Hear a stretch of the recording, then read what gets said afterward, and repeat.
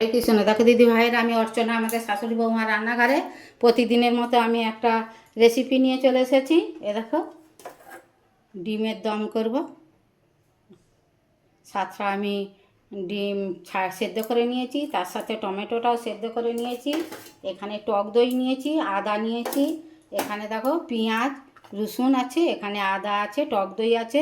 আমি সবগুলো একবারে ঘুরিয়ে নেব, নিয়ে তোমাদেরকে কি দিয়ে কি করব। ডিম তো অনেক লোক অনেক রকম করে খায়, আমি কিভাবে ডিম করব তোমাদেরকে শেয়ার করব। যদি ভালো লাগে এইভাবে করে খাবে, আমাদের কমেন্টে লিখবে যে আমার ডিম রেসিপিটা কেমন হয়েছে, দমটা, তাহলে আমাদের ধন্যবাদ জানাতে সুবিধা হবে। তোমরা আমাদেরকে যে কমেন্ট করছো তোমাদেরকে অনেক অনেক ধন্যবাদ। এইভাবে কমেন্ট করো, আমরাও তোমাদের পাশে আছি, তোমরা আমাদের পাশে থাকো। আমি ডিমগুলো ছোট ছোট করে ফুটো করে নিয়েছি।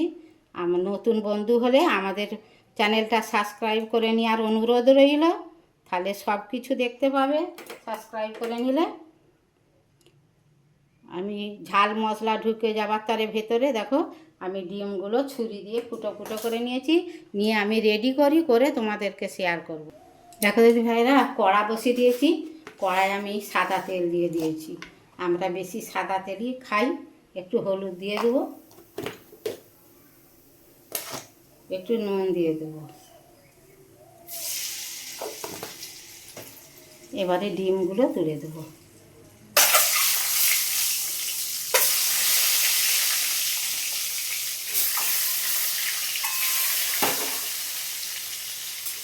দিয়ে ডিমগুলো ভেজে তোমাদেরকে আবার দেখাবো। দেখো দিদি ভাইরা, ডিমগুলো আমার লাল লাল করে ভাজা হয়ে গেছে। এবারে ডিমগুলো আমি তুলে নিয়ে তোমাদেরকে রেসিপিটা আবার শেয়ার করব। দেখো দিদি ভাইরা, তেলটা আমার গরমই আছে, আমি দুটো তেজপাতা দিয়ে দেবো। দিয়ে দেখো একটা শুকনো লঙ্কা দিয়ে দেবো।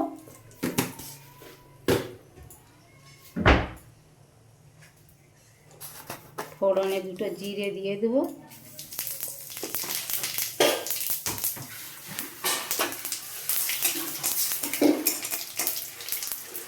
যে টমেটোটা আমি ভাপি রেখেছেন ওই টমেটোটা আমি গলিয়ে নেব।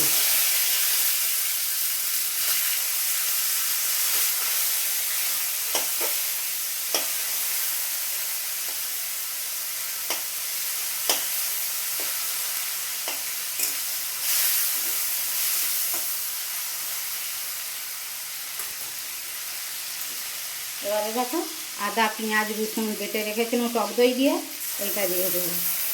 দিয়ে জোর কমিয়ে দিয়ে আমি ভালো করে কষবো, তোমাদেরকে আবার শেয়ার করবো।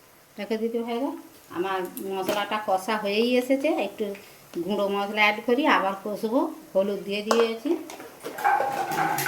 এটা ঝাল লঙ্কার গুঁড়ো দিয়েছি। এটা ধনে জিরে গুঁড়ো 1 চামচ দিয়ে দিয়েছি। আর দেখো এটা কালারের জন্যে লাল লঙ্কার গুঁড়ো একটু দিয়ে দেবো।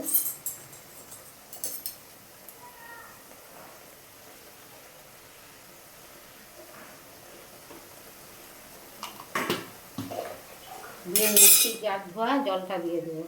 দিয়ে মশলাটা কষে তোমাদেরকে দেখ, একটু কসুরি মেথি দিয়ে দেবো। দিয়ে মশলাটা আবার কষবো। দেখো দিদি ভাইরা, মশলাটা আমার কষা হয়ে গেছে। দেখো কত সুন্দর মশলাটা কষা হয়েছে। মশলা কষার কাছেই তরকারি খেতে ভালো লাগবে। এরকম যদি একটা তো ডিমের দম থাকে, তাহলে মাছ মাংস কিছুই লাগবে না, একে দিয়েই রুটি পরোটা লুচি ভাত সব খাওয়া হয়ে যাবে। একবার খেলে দেবে বারে বারে সবাই বললো সেই রকম ডিমের রেসিপিটা করো। তোমরা আমার রেসিপিটা দেখতে দেখতে একটা লাইক দাও, কমেন্টে লিখো আমার এটা কেমন হয়েছে। এবারে আমি দেখো ডিমটা তুলে দেবো। ডিমটা দিয়ে আবার একটু কষবো, তোমাদেরকে শেয়ার করবো। দেখো দিদি ভাই, আমার মশলাটা কষা হয়ে গেছে ডিম দিয়ে। এবার একটু গরম জল ছিল, আমি গরম জলটা দিয়ে দেবো।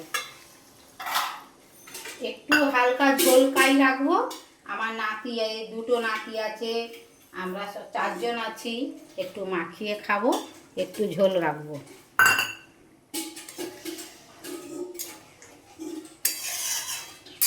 এবার ফুটে যাক, তোমাদেরকে দেখো।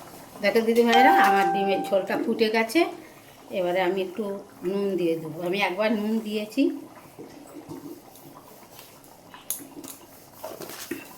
আমি আলু দুটো ম্যাশ সেদ্ধ করে রেখেছিলাম প্রেসার কুকারে, ম্যাশ করে দিয়ে দেবো।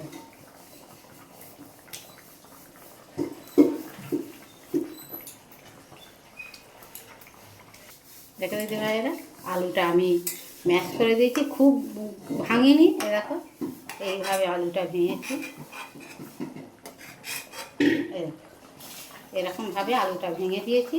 এবারে আমি জোর কমিয়ে দিয়ে ও ভালো করে দেখো চিকেন মশলা আছে, একটু চিকেন মশলা দিয়ে দেবো। আমি আর কোনো মশলাই দিইনি আর দেবো না, গরম মশলা আর কিছু দেবো না, একটু চিকেন মশলা দিয়ে দিয়েছি।